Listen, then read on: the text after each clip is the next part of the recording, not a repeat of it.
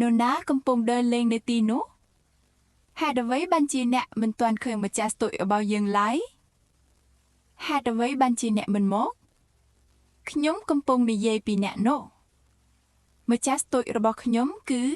CU Chuan Wan តែងតែស្ថិតនៅទីនោះគាត់បានសន្យាដូច្នេះខ្ញុំជឿថាវានឹងកើតឡើងដដែលគាត់បានសន្យា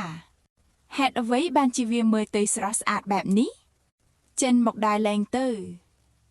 ខ្ញុំចង់បម្រើព្រះមហាក្សត្រ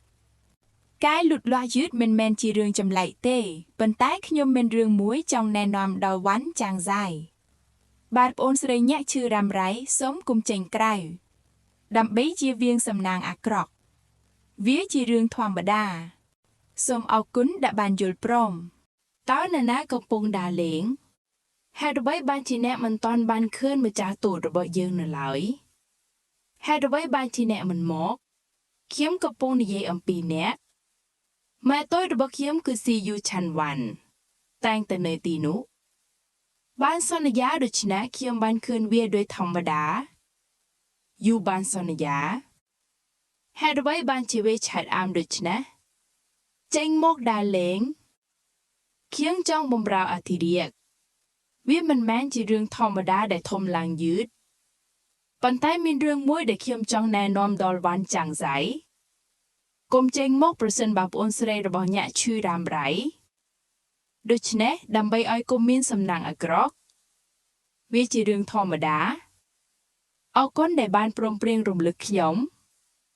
ប៉ុន្តែខ្ញុំក៏មានរឿងមួយដែលត្រូវប្រាប់យូសន្យា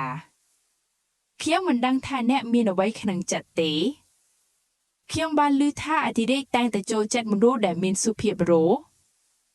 តែពេលនេះយូបានសន្យាជួបខ្ញុំគាត់មិនបានថ្វាយអង្វារដងាយដល់ខ្ញុំទេតើមិនដេកទៅបញ្ញាដំញាបែបនេះខ្ញុំនៅឲ្យបំរើបង្ហាញម្ដងវាគេដាក់ថាព្រមព្រៀងក្នុងការខិតខំរៀនសូត្រសូមយូសន្យាថាមើលទៅខ្ញុំបានព្រមព្រៀងដូច្នេះខ្ញុំបានជួបវ៉ាន់ចាងហ្សៃការលូតលាស់ធំឡើងនៅវ៉ាន់ហ្វូជីនអាន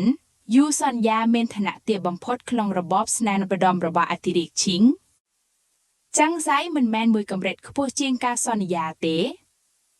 តំណាងនិយាយថាអ្នកអាចសន្យាពេលអធិរាជ